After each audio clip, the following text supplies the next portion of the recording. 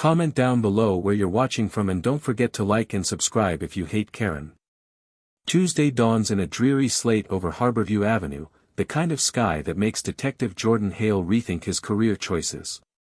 Already behind schedule, he noses his aging Chevy Impala into a bay at the local fuel mart, swipes his card, and sets the nozzle to work.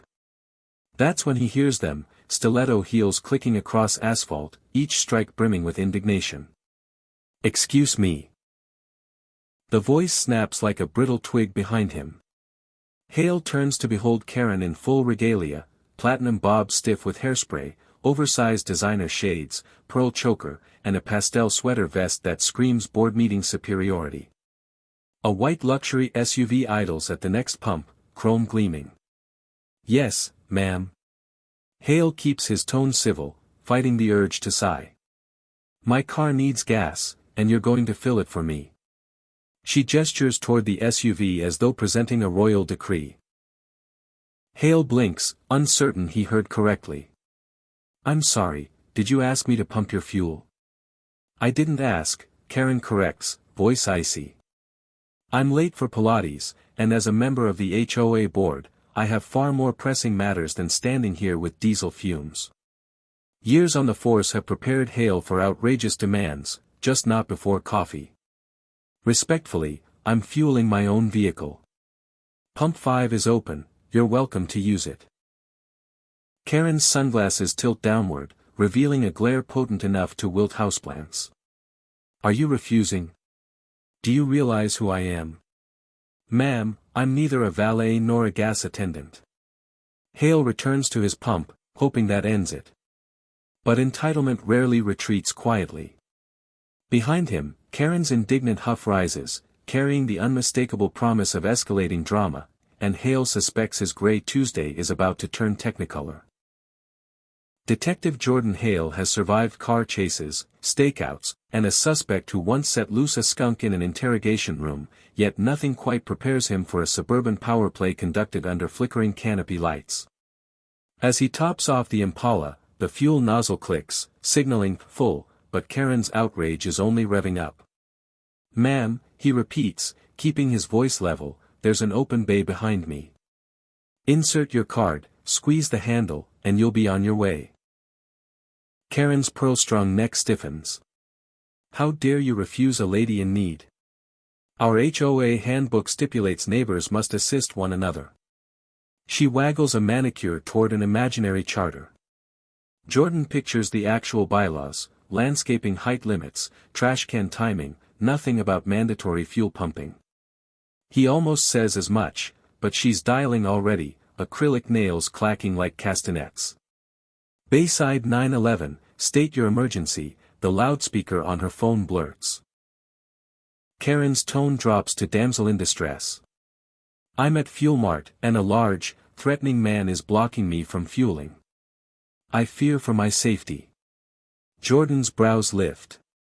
Large and threatening? He's 5'11" in scuffed loafers, but perception is her weapon. He forces a slow exhale, count to 4, because lectures on false reports rarely stick in the heat of entitlement. "Yes," she continues, eyeing him while adding volume for effect. "Black male, blue shirt, driving a decrepit police car, I think." She glances at his cruiser's faint departmental sticker. Jordan almost laughs. Decrepit? The Impala may be vintage, but underneath the hood purrs a freshly tuned V6. He finishes, click, replaces the nozzle, and caps the tank. "Ma'am, you may want to remain until officers arrive so you can provide an accurate statement." She arches a brow, mistaking the invitation for intimidation. "Oh, I'm not going anywhere. I'll see you in handcuffs. Suit yourself." Jordan pockets his receipt, heads for the storefront's coffee station, and waves to the cashier. By the time he's back outside with a steaming cup, a siren's distant wail announces backup, though not for him. Karen squares her shoulders triumphantly as a patrol cruiser noses into the lot. The driver, Officer Devin Miller, steps out, green behind the ears but earnest. Jordan knows him, coached the kid during firearms research last month. Miller approaches Karen first. "Ma'am, you called." She unleashes the saga, abandoning Pilates, HOA obligations, the menacing stranger. Miller listens, jotting notes, brow furrowing. Jordan leans against his car, sipping coffee until Miller finishes the story and turns. Recognition flickers in the rookie's eyes. Detective shield clipped to Jordan's belt is a big hint, but the rookie recovers. "Detective Hale," he greets, measured. Jordan tips his cup. "Morning, officer." Karen's head whips between them, confused. "Detective?" Jordan addresses Miller. "You look busy. I'll brief the captain." Then to Karen, "Feel free to follow your complaint. You'll find me at Central Precinct, 3 blocks west." He climbs into the Impala, leaving Karen gaping like a beached carp, phone still clutched. Inside Central Precinct 15 minutes later, Captain Rosalind Sloan barely looks up from her paperwork when Jordan raps on the doorframe. "Late again, Hale." "Blame Fuel Mart Theatrics," he says, recounting the episode. Sloane's lips twitch. "She called 911 on one of my detectives for not playing ballet." She shakes her head. "Miller will handle the field. You, Henderson burglary, go." Jordan salutes but detours to dispatch. Roman, headset askew, monitors channels. Jordan leans in, "Patch me through when Miller clears." "I've got an idea." Roman grins. Popcorn moment. Family size. 30 minutes later, Roman signals, Miller is still on scene, Karen refusing to leave unless someone's arrested. Jordan picks up an open phone line. "Officer Miller, Detective Hale. How's our civic drama?" Miller exclaims, "She wants charges, harassment, emotional distress, quote, endangering a privileged resident." Advice? "Get a full suspect description," Jordan instructs, then insists she come down to sign the statement in person, non-negotiable. Miller hesitates then agrees. 5 minutes later, Roman relays the details. Black male, 6 feet, blue Oxford shirt, worn badge clipped, driving battered navy Impala. Perfect. Jordan spends the interim drafting paperwork for, if necessary, false report processing. By the time lunch rolls around, Miller radios that Karen is en route, chauffeured in the patrol unit, for her safety. Jordan thanks the rookie and heads for the lobby. Central's waiting area features plastic chairs, a stale coffee machine, and 2 motivational posters nobody likes. Karen sits rigid, sunglasses off at last, agitatedly scrolling through her phone. She glances up, freezes as Jordan approaches in full detective attire. "You," she sputters. Jordan offers a businesslike nod. "Detective Hale, Rain County PD. You're here to file charges." Her cheeks flush crimson. "Officer Miller said the suspect would be arrested." "I'm the suspect," he replies evenly, "and also the investigator assigned to your complaint. Shall we proceed?" She falters. "This is a setup." "No, ma'am. It's due process." He produces a clipboard with a voluntary statement form. "You can sign here, swearing under penalty of perjury that your accusations are factual." Or what?" she whispers. "Or we discuss filing a false report." "That's a misdemeanor, fine up to $5,000, possibly 30 days in lockup." Karen's hand trembles. Pilates is long forgotten, the HOA board meeting about petunias will proceed without her. She stares at the form, then at Jordan, connecting dots nobody else had drawn for her. "I may have exaggerated." Jordan nods. "I'll accept a written apology acknowledging the error and a promise not to misuse emergency services." Her jaw works, weighing pride against paperwork.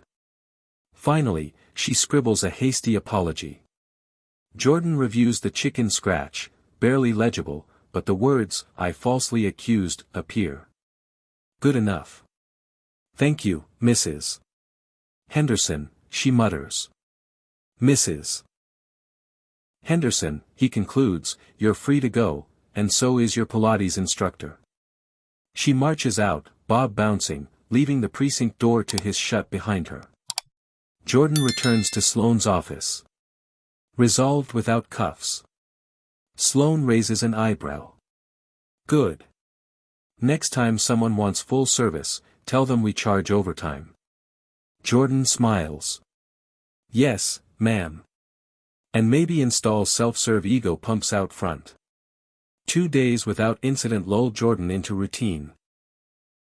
Until Roman flags him in the hallway, chuckling. You've been formally complained about, detective. Jordan raises a brow. From Mrs. Henderson. Now on record. She alleges you weaponized your status to humiliate her. Jordan laughs. Captain no. Yep. Roman hands him a copy of the grievance, 5 pages of floral stationery reciting distress, trauma, and Pilates fees lost. Jordan scans it, noting claims that officer escort constituted psychological kidnapping. He heads to Sloane's office, she twirls a pen. Read it yet? Just did. Circular file, she asks. With your blessing. She pins the letter with the pen, drops it into the recycling bin. Done. Address real crimes, Hale. Jordan salutes, but as he exits, Sloane adds, still, solid paper trail. If she escalates, we're shielded. That evening, Jordan's phone pings, a NeighborNet post from the HOA board titled Community Safety Concerns. The author, Priscilla Henderson, warns of an aggressive motorist harassing residents at Fuel Mart. The attached smartphone photo, blurry, shows Jordan's Impala. Comments explode, some neighbors chide her, others worry. Jordan sighs, misinformation travels faster than facts. He drafts a measured reply under his real name, Detective Jordan Hale here. I was the alleged aggressor, no charges filed because incident was unfounded. Please contact Central Precinct with questions. Within minutes, replies tilt in his favor, especially after Gus the mailman jokes, pretty sure Detective Hale delivered Mrs. H's ego a flat tire. Across town, Karen Prime stews. Jordan imagines her pearls rattling. He decides transparency beats rumor. Next HOA meeting, he'll attend. HOA Clubhouse, Thursday night folding chairs again, but these faces are garden glove familiar, retirees, parents, college kid renting a garage loft. Karen sits front row, lavender blazer freshly pressed. When President Marsha Lynn opens the floor for new business, Karen pounces, we must address hostile individuals endangering Beechtree Estates. She recounts her ordeal, gas fumes, verbal assault, force station ride. Jordan raises a hand. Lynn recognizes him. He approaches podium. Detective Jordan Hale, Precinct Liaison. I drove myself to Fuel Mart that morning. Refused to pump gas, that's all. Gasps, then suppressed giggles. Karen's lips whiten. He's twisting. Jordan produces the apology letter, sanitized of personal info but stamped received by desk sergeant. Mrs. Henderson signed this acknowledging she filed a false report. Case closed. Lynn reads, eyes widening. She turns to Karen. Is this true? Karen crumbles under collective stares. I misinterpreted the situation. Lynn sighs. Motion to remove post from NeighborNet and issue a factual correction. Unanimous aye. Karen shrinks into her seat, Jordan returns to the back row. Meeting continues, mulch budget, spring picnic. As residents exit, several thank Jordan. One teen asks about joining Explorers program, Jordan supplies a card. Outside, Karen approaches, voice low. You embarrassed me. I offered options. You chose apology. She lowers her eyes. I thought HOA clout mattered. Rule 1, he says, unlocking the Impala, know your audience. Some of us write real reports. She doesn't have a retort. Back home, Jordan reflects. Sometimes the badge invites hostility, other times ignorance invites its own fallout. He sips chamomile under a calmer sky and lets the night exhale. Detective Jordan Hale arrives at Central Precinct on Monday to find an all-staff memo tacked to the breakroom corkboard. Subject, Internal Review, Citizen Complaint #2411138, Henderson vs. Hale. Interview times to be scheduled by Professional Standards Bureau, PSB. Someone has helpfully doodled a cartoon pearl necklace around the memo header. Jordan plucks the page, folds it, and heads for Captain Rosalind Sloane's office. She's already pouring coffee, eyes fixed on a spreadsheet of overtime figures. Cap, they really opened a PSB file, he asks, waving the paper. Sloane's jaw works like she's chewing gravel. Protocol. Any written grievance against an officer gets a cursory review. Usually a 15-minute formality. Unless you did crack her BMW window with the gas nozzle. Jordan smirks. Didn't even smudge the clear coat. Then relax, Sloane says, handing him a mug. Show up, answer questions, go solve burglaries. She pauses. And wear the good tie, the deputy chief likes appearances. 1. Paper tigers and polished shoes Wednesday, 9:30 a.m., PSB conference room, institutional beige, fluorescent hum, pitcher of water nowhere near cold. Deputy Chief Leonard, reputation, fastidious about procedure. Sits opposite Jordan with a stenographer tapping at a laptop. Leonard steeples fingers. Detective Hale, thanks for your promptness. We're here because Mrs. Priscilla Henderson alleges you leveraged your authority to intimidate her, causing emotional distress and loss of exercise opportunities. Jordan keeps a straight face. Yes, sir. She missed her Pilates class.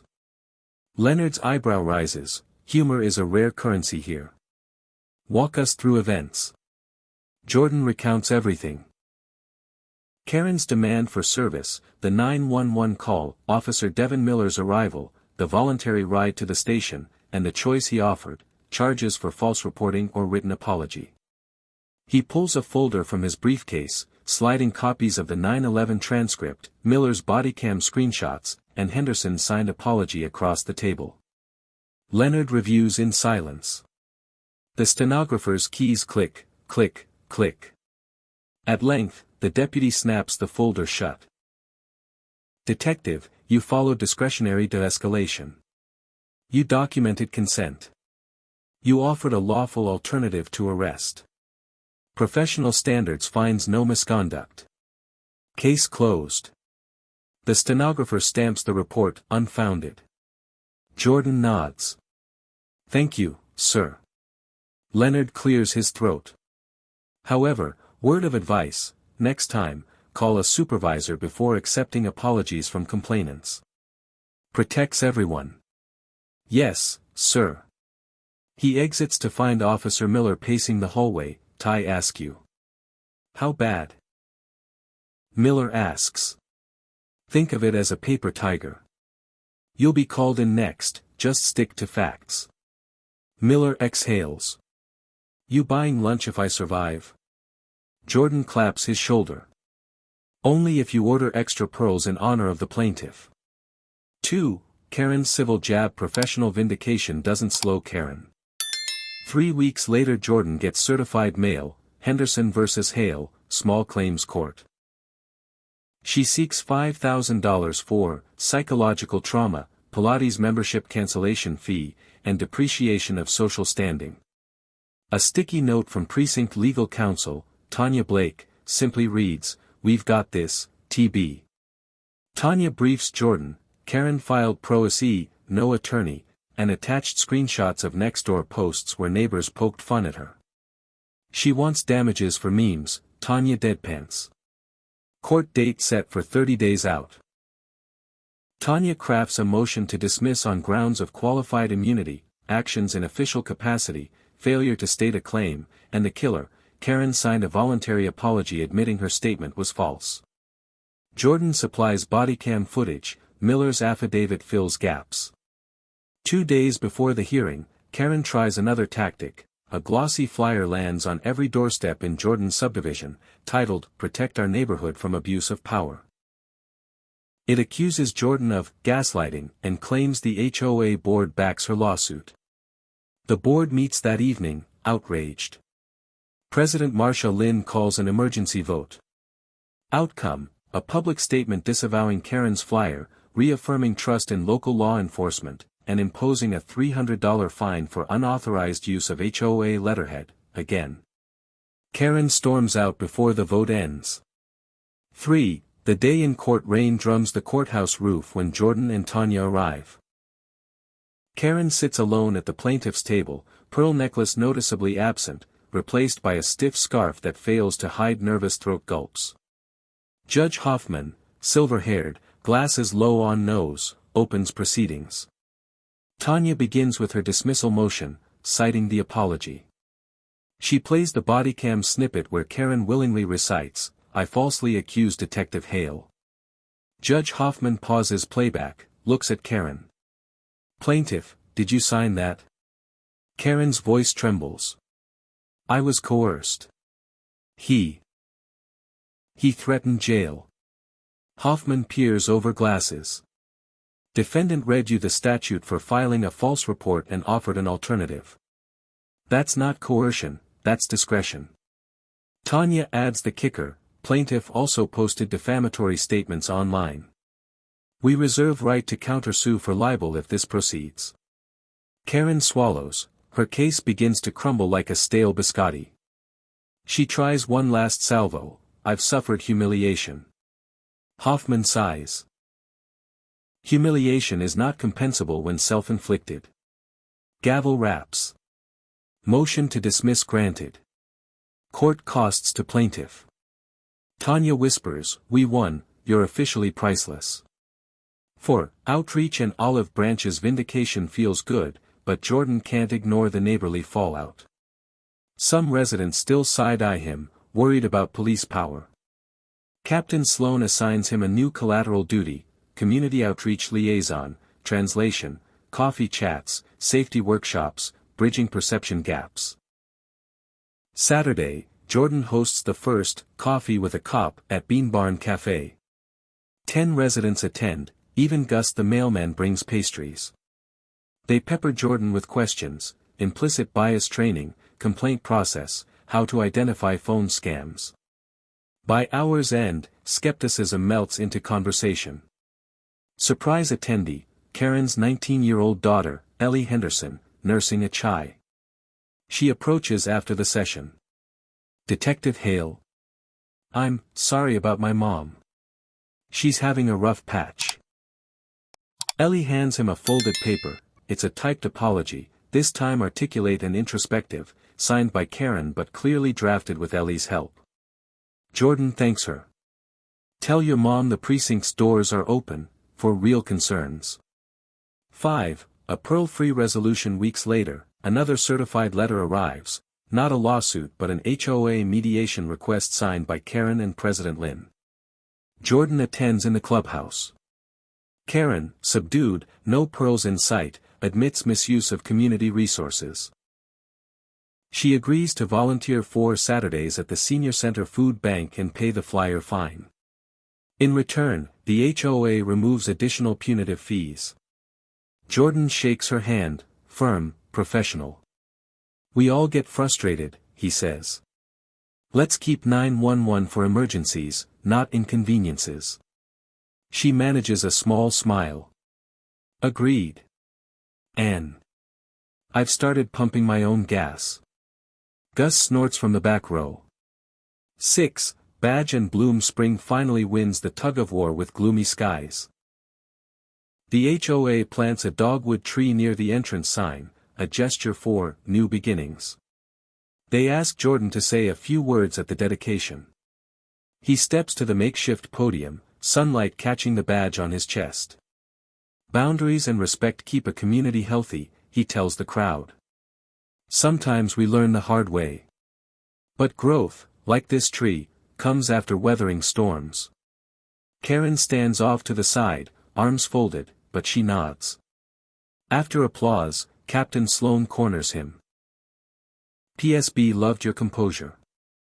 They're recommending you for sergeant boards. Jordan laughs. All from refusing to pump gas. Leadership shows in little things, she replies, then smirks. Just don't expect us to fill your Impala. Jordan looks at the dogwood petals fluttering, at neighbors chatting amicably, at Karen thanking Gus for gardening tips. Chaos averted, lessons planted. His dreary Tuesday has bloomed into something resembling civic harmony, and that, for a man who once wrestled a skunk, is the sweetest whiff of justice he could ask for. Dogwood petals still dotted the sidewalk when the HOA newsletter hit every mailbox. Save the date, Beechtree Estate Summer Social, a neighborhood potluck and safety expo hosted by President Marcia Lynn and Detective Jordan Hale. Marcia's aim was twofold: celebrate the community's calmer climate and prove that law enforcement could mingle without incident. But behind the cheerful clip art of hamburgers and balloons, Jordan sensed delicate fault lines, particularly where Karen was concerned. One planning on porcelain. The first planning meeting took place in the clubhouse's craft room, still smelling of acrylic paint and hot glue sticks. Jordan, Marcia, Gus the mailman, Officer Devin Miller, and Ms. Patel, chair of the activities committee, circled a folding table. Karen slipped in late, clutching a leather portfolio, her pearl necklace conspicuously absent but a pastel scarf still signaling brand identity. Marcia opened. Goal: fun, inclusive, and incident-free. She shot a quick glance at Karen, who responded with the tight smile of someone practicing restraint. Detective Hale will run a child ID booth and a Meet Your Officer Q&A. And a bike engraving station, Miller added. Good deterrent for theft. Gus volunteered a barbecue smoker the size of a canoe. Ms. Patel's students would paint welcome banners. When the floor opened for suggestions, Karen cleared her throat. I propose a VIP refreshment tent, reserved for HOA board members and their guests. We can't have long lines jeopardizing decorum. Jordan bit the inside of his cheek. Marcia politely declined. One communal tent for all, Mrs. Henderson. Unity is the point. Karen's pen scratched vigorous notes, no doubt for a future concerns email, but she offered no audible protest. Two rumblings of sabotage. A week before the event, Jordan reviewed the vendor list and noticed an unfamiliar entry. Elite Event Security, LLC, booked for $600. He hadn't authorized extra security, nor had Marcia. A call to the company revealed the client was Mrs. Henderson, credit card ending 0420. Jordan dialed Marcia. She's hiring guards. Marcia groaned. Claims she's safeguarding dignitaries, which in Karen speak means Pilates pals. Policy allowed residents to hire vendors only with board approval. Marcia emailed Karen a polite veto and refunded the deposit. 10 minutes later Jordan's phone rang. Caller ID, Henderson, P. He answered. Her voice oozed saccharine. Detective, surely you agree additional security is prudent. He kept his tone neutral. Mrs. Henderson, the precinct will staff 2 officers pro bono. Any freelancers create liability. She huffed. Liability is your specialty, detective. Then trust me to manage it. Call ended, Jordan exhaled. The line between participation and obstruction was thinning. 3. A social media spark. 2 days later, a post popped up on NeighborNet, safety or spectacle? Concerns about upcoming summer social, by HOA_truthseeker. The anonymous author warned of potential over-policing and claimed VIPs had been frozen out. Comments spiraled into rumor. Gus texted Jordan a screenshot with one word, Karen. Jordan resisted knee-jerk conclusions. Instead, he drafted a measured response under his real name: police presence is limited and community-focused. No VIP sections were ever planned. Come enjoy free burgers. His transparency calmed most residents, but a stubborn thread persisted. That evening, Ellie Henderson knocked on Jordan's porch. "Detective Hale, I'm sorry, Mom's anonymous post is blowing up. I'll try to talk her down." Jordan thanked Ellie. "She's lucky to have you." Ellie sighed. "She doesn't listen to 19-year-olds. For Showtime, August heat pressed down as the summer social began. Tents sprouted like mushrooms across the cul-de-sac. The aroma of Gus's brisket mingled with cotton candy sugar. Jordan manned the child ID booth, laminating cards while answering eager questions about patrol cars. Officer Miller taught kids to navigate a mini traffic cone course on bicycles. Marcia floated, clipboard in hand, smiling like a mayor on ribbon-cutting day. Karen arrived fashionably late in a linen sundress, carrying a tray of 7-layer dip. Sloane would later joke that it contained all 7 stages of grief. She hovered at the welcome table until Jordan greeted her. "Glad you could make it," he said. She nodded curtly, scanning the area as though still expecting a VIP canopy. Spotting none, she planted her dip on the communal table and retreated to a shaded bench, lips pursed. 5. The blender incident. Early afternoon, MS. Patel's students started a smoothie fundraiser, powered by a loud industrial blender. Mid-demo, the extension cord tripped a small breaker, cutting power to the snow cone machine in Gus's inflatable bounce house. Kids groaned, adults fanned themselves. Before Jordan could troubleshoot, Karen sprang up. "See? Lack of planning." She pointed accusingly at the power strip. Folks glanced from her to the detectives, unsure. Jordan crouched to reset the breaker, but Karen kept narrating catastrophe, food safety compromised, children at risk of dehydration. Marcia intervened. "Karen, please let Detective Hale fix it." Karen's cheeks flushed. "If you'd accepted proper VIP planning, we'd have generators." Jordan flipped the switch, machines whirred back to life. Children cheered, drowning Karen's grievance. She folded her arms, simmering. 6. Confrontation by the dogwood. Later, Jordan refilled water jugs near the dogwood tree. Karen approached, expression torn between anger and something softer. "Detective," she began, "why didn't you support extra security?" "Because we measured risk and chose community trust," he answered. "And because exclusivity undermines unity." She glanced at the dogwood, its branches greener since planting. "Do you think people can really change?" she asked quietly. "I'm a cop." "I have to believe that," Jordan said. "But change usually starts with listening." Karen swallowed. "Everyone listens to you." "Not at first," he chuckled. "They watch your actions. You volunteered at the food bank, folks noticed. Try showing up like that more often." She nodded, eyes glistening. "I was just trying to feel important." Helping makes you important, not hierarchy. Something shifted in her posture, shoulders eased, chin lowered. "Will you teach me how to volunteer for youth events?" Jordan smiled. "Absolutely." 7. Sundown and surprise. As twilight painted the sky, Marcia took the mic. Attendance record. Over 200 residents. Applause. She continued, "Detective Hale's outreach improved safety, reduced false 911 calls by 30%, and inspired community spirit." She beckoned Jordan, and, to his surprise, Karen, to the stage.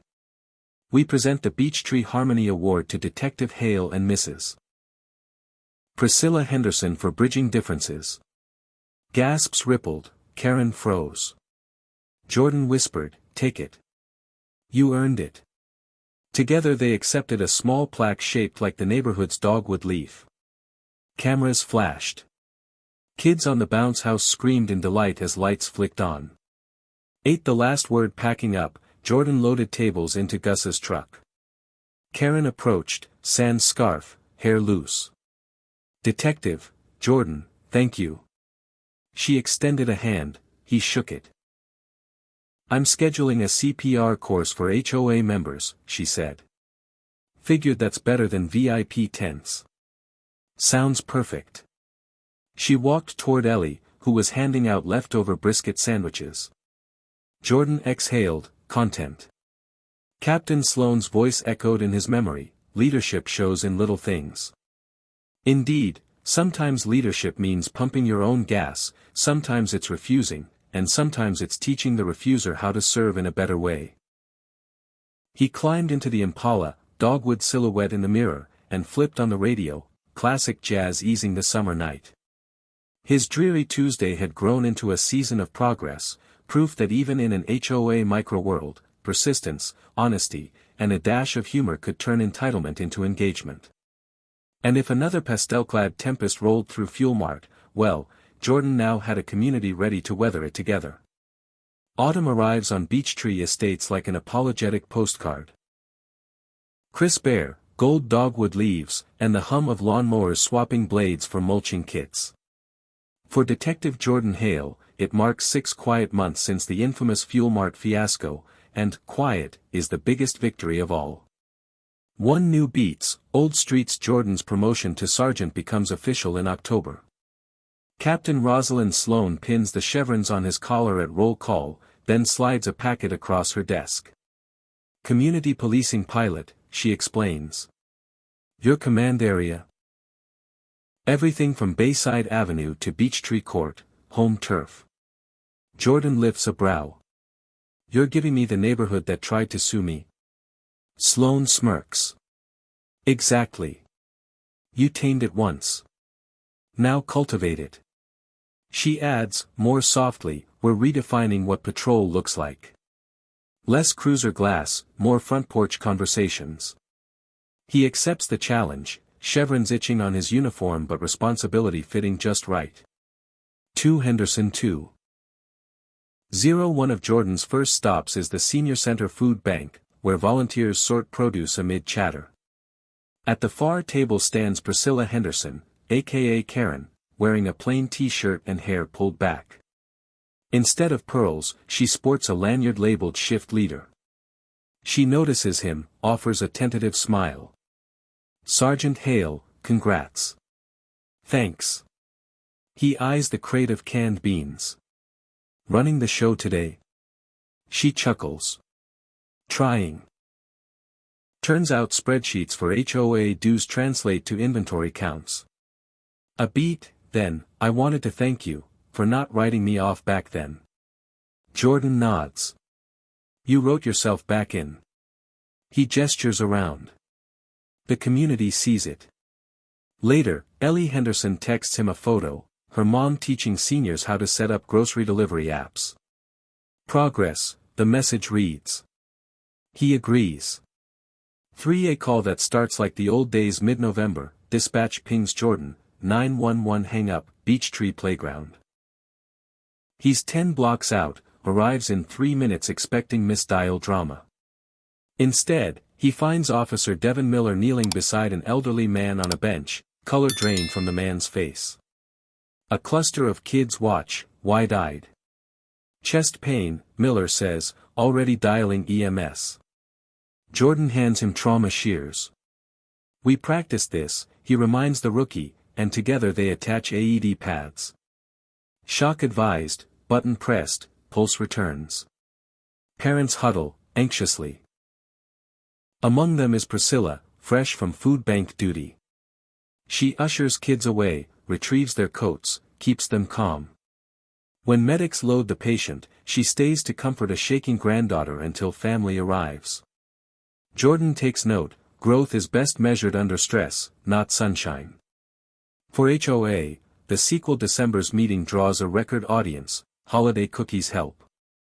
President Marsha Lynn invites Jordan to summarize the playground incident.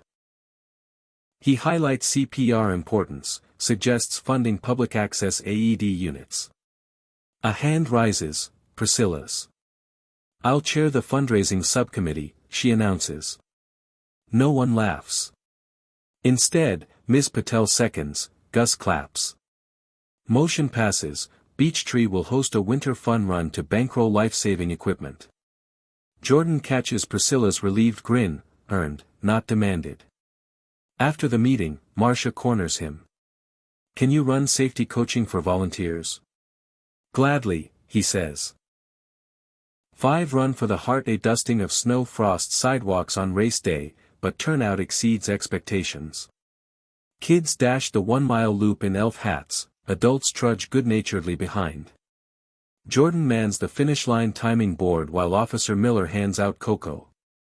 Priscilla, sporting a neon vest labeled course marshal, cheers each runner, high-fives Ellie, who logs placements for social media. When the final tally comes in, $4,200 surpasses the AED goal. Cheers erupt. Someone starts a snowball fight. Jordan ducks behind the timing board, laughing. 6 Unexpected closure. January's cold finds Jordan in his precinct office finishing quarterly reports. Dispatch buzzes. Walk-in wants to speak with Sergeant Hale about filing a compliment.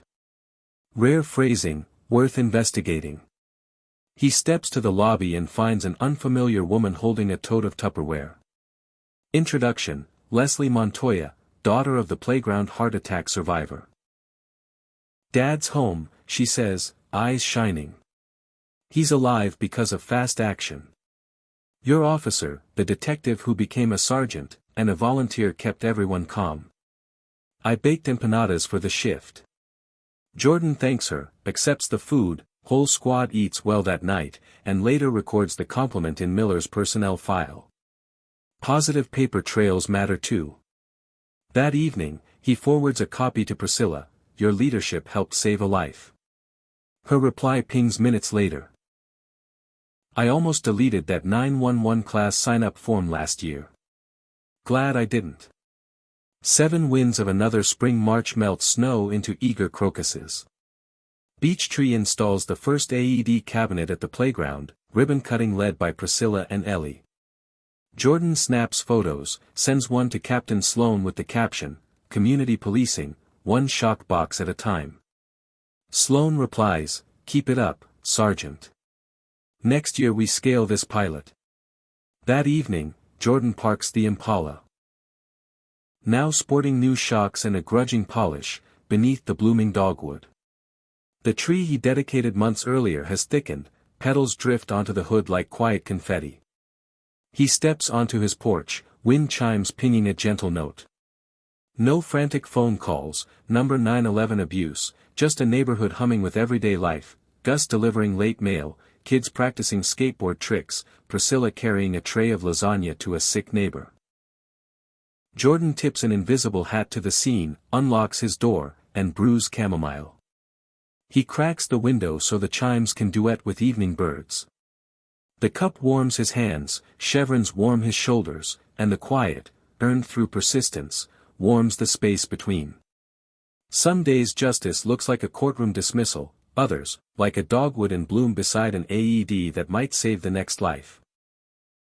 Either way, Jordan Hale is exactly where he needs to be, in a beat-up Impala on streets that now understand respect pumped stronger than ego, no fuel nozzle required.